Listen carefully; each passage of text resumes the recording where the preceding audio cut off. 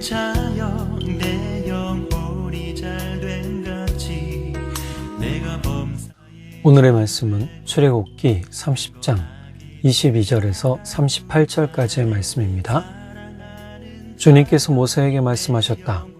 너는 제일 좋은 향품을 취하되 순수한 몰약을 500세겔, 향기로운 육개를 그 절반인 250세겔, 향기로운 향초 줄기를 250세겔, 계피를 500세겔, 이렇게 성소세겔로 취하고 올리브 기름 한 흰을 취하여라. 너는 향을 제조하는 법을 따라 이 모든 것을 잘 섞어서 성별하는 기름을 만들어라. 이것이 성별하는 기름이 될 것이다. 너는 이것을 회막과 증거궤에 바르고 상과 그 모든 기구와 등잔대와 그 기구와 분향단과 번제단과 그 모든 기구와 물두멍과 그 받침에 발라서 이 모든 것을 거룩하게 하여라. 그러면 그것들이 가장 거룩한 것이 되며 거기에 닿는 모든 것이 거룩하게 될 것이다. 너는 아론과 그의 아들들에게 그 기름을 발라서 그를 거룩하게 구별하고 나를 섬기는 제사장으로 세워라. 너는 이스라엘 자손에게 이렇게 일러주어라. 이것은 너희가 대대로 성별하는 데만 써야 하는 기름이다. 너희는 이것을 아무의 몸에나 부어서는 안 되며 또 그것을 만드는 방법으로 그와 똑같은 것을 만들어서도 안 된다. 이것은 거룩한 것이니 너희가 거룩하게 다루어야 한다. 그렇게 섞어 그와 똑같은 것을 만들거나 그것을 다른 아무에게나 발라주는 사람은 누구든지 그 백성에게서 끊어질 것이다. 주님께서 모세에게 말씀하셨다. 너는 향품을 곧 소합향과 나감향과 풍자향을 구하여 그 향품들을 순수한 유향과 섞되 저마다 같은 분량으로 하여라. 너는 향을 자주하는 법을 따라서 잘 섞은 다음에 소금을 쳐서 깨끗하고 거룩하게 하여라. 너는 그 가운데서 일부를 곱게 빻아서 내가 너와 만날 회막 안 증거궤 앞에 놓아라. 이것은 너희에게 가장 거룩한 것이다. 내가 만들 유향은 주의 것이며 너에게는 거룩한 것이다. 너희가 사사로이 쓰려고 같은 방법으로 그것을 만들어서는 안 된다. 그 냄새를 즐기려고 이와 같은 것을 만드는 사람은 누구든지 그 백성에게서 끊어질 것이다. 새벽을 함께 하시는 여러분, 사랑하고 축복합니다. 오늘은 향품과 관유 또 향을 만드는 그러한 방법에 대해서 또 사용법에 대해서 알려주는 본문입니다. 향품이란 말은 방향제 또는 향수가 되겠죠. 오늘 본문에 보면 올리브 기름이라고 나왔습니다. 올리브 기름과 함께 오늘 본문에 나열된 이러한 향품을 가지고 섞어서 만드는 겁니다. 향품의 재료는 오늘 본문에서는 몰약, 또 육개, 향초줄기, 계피 이렇게 나와 있습니다. 그리고 올리브 기름이 꼭 들어가죠. 몰약은 감람과 나무, 그러니까 올리브과 나무 과목으로서 사막지대에서 주로 중동에서 자란다고 합니다. 그 줄기에서 나오는 송진을 가지고 이제 약품으로서도 사용하고 향품으로도 사용하게 된 것이죠. 특별히 몰약은 예수님께서 태어나실 때 받은 것 중에 하나입니다. 유향과 몰약이죠. 근데 이 몰약은 시체 보존, 시체가 썩지 않도록 방부제 역할을 해주는 그러한 것으로 쓰이기도 했다고 그래요. 또 육개가 있습니다. 육개는 개수나무의 속껍질로 활용이 된다고 하는데요. 개수나무와 좀 다른 의미로 보고 있습니다. 계피나무, 개수나무. 그러니까 개수나무는 아니고요. 영어로 시나몬이라고 우리가 잘 알죠. 그래서 계피라고 좀 얘기하기도 합니다. 근데 계피는 나무의 겉껍질이라면 육개라는 것은 개수나무의 속껍질로 썼다라고 그래요. 특별히 이 육개라고 하는 것은요, 죽음의 효능을 상징하는 것이라고도 하고, 또 향기로운 육개는 그리스도의 죽음과 달콤함과 효능을 의미한다 그럽니다. 계피는 방충제로 주로 많이 쓰였다고 그래요. 근데 이 계피도 향이 참 좋죠. 그래서 이 계피 향을 맡을 때 기분도 또 상쾌해지는 것도 있고요. 그래서 계피는 주님께서 우리를 보호해 주시고 지켜주시는 그러한 은혜를 이야기하기도 합니다. 올리브는 시체에 주로 붓는데 사용을 했습니다. 또 고급 무역품이기도 했고요. 우리 요즘 현대인들 많이 먹잖아요. 네, 올리브 기름 압착돼서 쫙 짠 거 그냥 하루에 한 스푼 먹는 거, 그건 건강에 좋다라고 해서 먹는 사람들도 많죠. 올리브 기름의 뜻은요, 기쁨의 표시였습니다. 그래서 그런 기쁨의 표시할 때 많이 사용을 했다라고 얘기를 합니다. 자, 그러면 만드는 방법을 볼게요. 오늘 본문의 세번역본 본문에서는요, 500세겔, 250세겔, 250세겔, 500세겔, 또 올리브 기름 한 흰 이렇게 나오는데 좀 단위가 어렵잖아요. 현대인의 성경에서는 그 단위를 좀 우리가 쉽게 이해할 수 있도록 번역을 해놨어요. 23절에서 25절 현대인의 성경입니다. 순수한 몰약 약 6kg, 향기로운 육개 약 3kg, 향기로운 창포 약 3kg, 계피 약 6kg, 그리고 감람기름. 감람기름이 올리브 기름입니다. 올리브 기름 약 4리터를 구해서 향을 만드는 방법으로 이 모든 것을 섞어서 향기로운 기름을 만들어라. 저도 한번 만들어 보고 싶네요. 우리 성도님들도 만들면 참 좋겠죠. 근데 이것은 왜 만들었느냐라는 것이 중요합니다. 모든 성물을 거룩하게 하고 또 아론과 아론의 아들들을 거룩하게 하기 위해 쓴 바르고 붓는 관유라고 좀 어려운 말로 하는데요. 그렇게 사용되는 기름으로 만드는 겁니다. 그러니까 거룩하게 구별되기 위해 만들어진 기름이 바로 오늘 이 관유가 되겠죠. 그럼 주로 어디에 바르느냐? 성막, 법궤, 또 떡상과 그 모든 기구,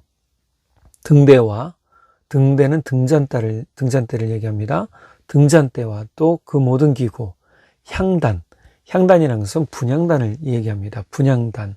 그리고 뜰에 있는 번제단과 그 모든 기구. 번제단에 번제단만 있는 게 아니죠. 거기에 뭐 철망도 있었고 우리가 채도 있었다는 거 기억하죠. 그리고 넓적한 물동이라는 것은 우리 그제 얘기했던 물두멍과 받침대, 이렇게 얘기를 하면 딱 맞겠죠. 자, 이 모든 것을 아주 거룩한 것으로 구별해라 라고 했습니다. 거룩하게 구별하기 위해서 뭘 했어요? 발라서. 28절에 보면 바르고, 26절 바르고, 28절 발라서, 29절 이 모든 것을 거룩하게 하여라 라고 하셨어요. 그리고 이것에 접촉하는 사람이나 물건들도 어떻게 해요? 그렇게 되면 거룩해진다 라고 말씀해 주시죠. 30절, 그리고 누구한테 바르느냐? 사람에게도 발랐어요. 이 바르는 것이 아론과 그의 아들들에게 그 기름을 발라서 그들을 거룩하게 구별하고 나를 섬기는 제사장으로 세워라. 즉, 이 관유를 바르고 붓는 이유는 거룩하게 구별하시기 위해서 바르고 부었다라는 것이었습니다. 그러니까 이것은 하나님을 위해 사용된 기름이에요. 그래서 다른 사람들은 절대 똑같은 방법으로 만들어서는 안 됐어요. 그러니까 올리브 기름과 계피를 섞거나 계피만 하거나 또 다른 기름과 다른 것을 하거나, 근데 이 토탈한 방법으로는 절대 제조해서는 안 됐다라는 것입니다. 자, 이렇게 하면 하나님께서 거룩하게 구별되어서 받으시는 그러한 성물들과 사람이 되는 것이죠. 또 오늘 여기서 보면 다른 사람들에게도 발라서는 안 된다라고 얘기했어요. 즉 아론과 그의 아들들, 즉 대제사장과 제사장들에게만 사용하도록 거듭 말씀하셨어요. 31절에 보면 너는 이스라엘 자손에게 이렇게 일러주어라. 이것은 너희가 대대로 성별하는 데만 써야 하는 기름이다. 32절 너희는 이것을 아무의 몸에나 부어서는 안 되며 또 그것을 만드는 방법으로 그와 똑같은 것을 만들어서도 안 된다. 이것은 거룩한 것이니 너희가 거룩하게 다루어야 한다. 그렇게 섞어 그와 똑같은 것을 만들거나 그것을 다른 아무에게나 발라주는 사람은 누구든지 그 백성에게서 끊어질 것이다. 하나님은 좀 무섭게 말씀하시는 경향이 있네요. 근데 왜 이렇게 하십니까? 하나님께만 드려지는 관유, 기름이었어요. 그러니 이것을 어느 사람이든 사용해서는 안 됐죠. 이것을 잘 깨닫는다면 하나님이 거룩하게 구별되게 만드는 기름을 통해 하나님이 거룩하게 만드시고 하나님이 거룩하게 받으시는 것에 대해서 지금 말씀해 주셨다는 것을 알 수 있게 됩니다. 자, 그리고 성소에서 사용할 향수 제조법이죠. 제가 분향단 하면서 이런 것들이 쓰였다라고 했습니다. 그래서 소합향, 나감향, 풍자향이라고 했는데요. 소합향이라는 것은 섭조개 가루, 몰약, 소합향이 몰약이라고 그랬어요. 몰약. 또 섭조개 가루, 우리 지중해에서 나는 조개 그 가루 부셔지면 아주 향이 좋다. 태우면 향이 진한 향이 난다 그랬죠. 또 페르시아 수지, 풍자향, 이것에 대해서는 좀 다른 말로도 하긴 하는데요. 거기에다가 순수한 유향을 똑같은 무게로 섞어서 잘 만들어야 됐어요. 그리고 거기에 소금을 쳐서 거룩하게 구별했다라고 하죠. 그리고 이 향을 얼마를 빻아 곱게 가루를 만들어서 내가 너와 만난 성막 안, 법궤 안에 두어라. 그러니까 분향단이라고 하는 곳에 피우도록 했다라는 것을 볼 수 있습니다. 자, 주의사항은 마찬가지로 이것도 아까 관유에서 주의사항을 줬던 것처럼 이 향도 똑같이 주의사항을 줍니다. 37, 38절 내가 만들 유향은 주의 것이며 너에게는 거룩한 것이다. 너희가 사사로이 쓰려고 같은 방법으로 그것을 만들어서는 안 된다. 그 냄새를 즐기려고 이와 같은 것을 만드는 사람은 누구든지 그 백성에서 끊어질 것이다. 분명히 이 향을 하나님을 위해 구별되게 이 방법을 쓰는 것은 오직 하나님께만 쓰는 거예요.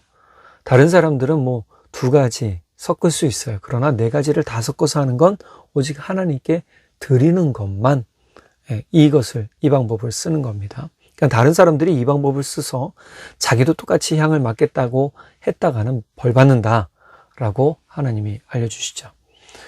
자, 저는 이 말씀을 보면서 우리가 주님께 이 기름 부음을 받는 방법이 무엇일까 좀 생각을 해봤습니다. 묵상을 하면서 보니까 이것은 바로 주의 보혈로 발라지는 우리의 삶이라는 겁니다. 예수님의 이름 구원할 자, 그리스도의 이름 뜻 기름 부음 받은 자, 예수 그리스도라는 것은 기름 부음 받고 많은 사람을 구원할 자라는 뜻이 되는 것이죠. 그런데 이 구원의 방법이 뭐였습니까? 예수님이 십자가에 달려 피를 흘리시고 죽으시는 거였어요.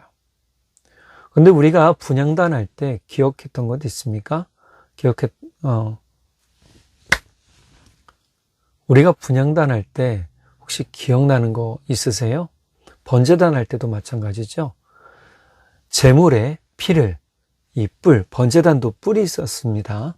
뿔에 바르고 그 다음에 분향단 뿔에도 발라서 구별했지요.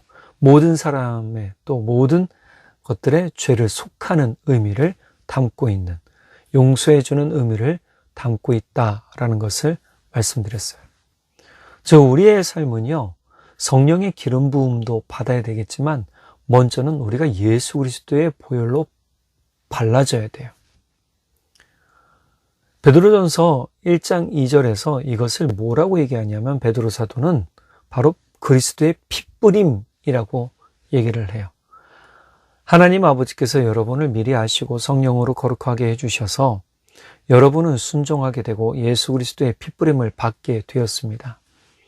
예수 그리스도의 핏뿌림을 받았다, 피를 발랐다 라는 의미가 되겠죠. 자, 그러면 우리는 왜 그리스도의 보혈을 발라야 되고 핏뿌림을 받아야 되는가? 첫 번째로 삶의 거룩함의 회복 때문입니다.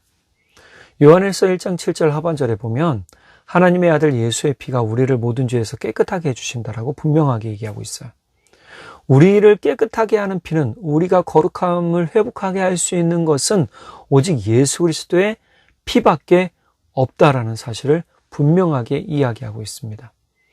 그러니까 내가 용서받고 내가 거룩하게 되는 은혜는 예수 피를 발라야 되는 거예요. 주의 보혈을, 그것을 우리는 보혈이라고 얘기를 하는데요. 주의 보혈을 우리가 덮어 써야 된다는 거예요. 히브리서 9장 22절에 뭐라고 얘기하냐면 율법에 따르면 거의 모든 것이 피로 깨끗해집니다. 이것은 구약 율법의 제사법을 이야기하는 겁니다. 제사의 모든 제사법에는 속죄제 또는 화목제라는 게 있었어요. 속죄제라는 것은 죄를 용서해주는 제사고, 화목제는 칭교해지는 제사를 의미합니다. 그러면 이것을 드릴 때 특징 중에 하나가 바로 번제단에 제물의 피를 바르는 거였다라고 했잖아요. 즉 피 흘림이 없이는 죄사함이 이루어지지 않는다라고 아주 분명하게 얘기를 하면서 그 구약의 피 흘림을 지금 신약에 와서 예수님께서 우리를 위해 단번에 그것을 이루어 주셨다라고 증거해 주고 있어요. 우리는 예수 그리스도의 보혈이 아니면 우리의 죄를 용서함 받을 수도 없고 씻김 받을 수도 없고 우리가 거룩함의 회복을 얻을 수도 없습니다. 우리가 삶에서 온전해지고 거룩해지고 주의 은혜를 누리는 것은 바로 예수 그리스도의 보혈밖에 없습니다. 그러니까 삶의 거룩함의 회복은 보혈입니다. 두 번째로 영적 능력의 회복입니다. 로마서 5장 9절을 보면 그러므로 지금 우리가 그리스도의 피로 의롭게 되었으니 그리스도로 말미암아 하나님의 진노에서 구원을 얻으리란 것은 더욱 확실합니다. 지금 우리가 그리스도의 피로 의롭게 되었다라는 것은 영적 능력이 회복되었다라는 거예요. 여러분, 우리가 주의 보혈로 영적 능력이 회복이 되는 것을 믿으시기 바랍니다. 예수 그리스도의 보혈을 믿는 이들마다, 그 보혈에 잠긴 사람들마다, 그 핏부림을 받은 사람들마다 우리의 영이 살고 우리의 영이 깨어나고 우리의 영이 더욱더 사단과 대적하는 힘을 얻게 되는 거예요. 그러니까 모든 어둠을 대적하는 힘을 얻게 되고 또 성령의 지혜를 얻게 되는 것이 예수 그리스도의 보혈입니다. 예수 그리스도의 핏부림이 우리한테 꼭 필요한 이유가 바로 영적 능력의 회복을 위해서 필요한 것이죠. 마지막 세 번째로 구원을 통한 삶의 기쁨이 충만해지기 때문이에요. 여러분, 예수님께서 우리를 구원하신 것은 십자가에서 죽으시고 부활하심으로 말미암아 이루어진 일입니다. 그래서 예수를 믿는 이마다 구원을 받는다라고 바울 사도는 이야기했죠. 우리는 삶의 기쁨을 어떻게 얻습니까? 구원시켜 주신 분을 통해 얻는 겁니다. 구원시켜 주신 분의 그 기쁨이 우리 가운데 전달되면서 우리도 기쁨이 충만해지는 거예요. 그러니까 예수님의 은혜의 그 구원이 바로 우리에게는 큰 삶의 기쁨이 되는 것이죠. 오늘 우리가 이 세 가지를 꼭 기억하기 바랍니다. 왜 핏부림 받아야 됩니까? 삶의 거룩함을 회복하기 위해서, 또 영적 능력을 회복하기 위해서, 구원을 통한 삶의 기쁨을 충만히 얻도록 하기 위해서 그리스도의 핏부림을 받아야 되고 우리는 날마다 보혈에 잠긴 인생이 되어야 되는 것이죠. 앞서 우리가 오늘 본문 읽었지만 관유, 거룩하게 구별하는 기름을 바른 것마다 구별하여서 하나님이 받으시고 하나님이 그것을 통해서 기뻐하시고 또 거룩하게 구별되어진 향을 통해서 하나님이 기뻐 받으시는 향기가 되는 것. 이 향기가 성도들의 기도라고 그랬잖아요. 우리는 거룩하게 구별되는 그리스도의 보혈을 바르고 사는 삶이 되기를 간절히 바라고 날마다 우리가 주의 보혈로 내 삶을 덮어달라고 또 내 가정을 덮어달라고 내 사업장과 또 내 직장과 심지어는 내 교회도 덮어달라고 매일 기도하는 우리 모두가 되기를 간절히 바라고 그 간구함을 통해 우리 삶의 거룩함을 회복하고 영적 능력을 회복하여서 우리가 구원의 은혜를 통해 삶의 기쁨이 날마다 충만해지고 그 삶을 간증하는 복된 우리가 되기를 간절히 바랍니다. 기도하겠습니다. 사랑의 하나님 아버지 참 감사합니다. 오늘 하나님께서 기름을 만들라 명하시고 그것을 모든 성전의 기구에 바르라 했습니다. 심지어 성막의 청문회도 바르라고 했습니다. 또 향기 나는 향을 만들어서 그것을 성도들의 기도로 받으시기 원하시는 하나님에 대해서 우리가 알게 되었습니다. 주님, 우리가 거룩하게 구별되어진 삶이 되기 원합니다. 그러려면 우리가 바로 예수 그리스도의 보혈을 발라야 되는 줄 믿습니다. 주님, 간절히 원합니다. 먼저 목사님 저부터 주의 보혈로 덮어주십시오. 그리고 우리 성도님들도 주의 보혈로 덮어주십시오. 우리 성도님들의 모든 가정도 주의 보혈로 덮어주십시오. 우리 성도님들의 모든 사업장과 직장도 주의 보혈로 덮어주십시오. 또한 우리 교회도 우리 이 나라도 주의 보혈로 덮어주십시오. 그래서 주를 향한 거룩한 이들이 세워지게 하시고 새벽 이슬 같은 주의 자녀들이 세워져 주님을 더욱 기쁘시게 하고 주님께 영광 올려드리는 모든 복된 삶 만들어 주십시오. 우리가 주의 보혈을 사모합니다. 우리의 모든 회복과 은혜와 구원 되신 예수님의 이름으로 기도드렸습니다. 아멘. 오늘도 우리가 주의 보혈의 능력 가운데 살기를 간절히 바랍니다.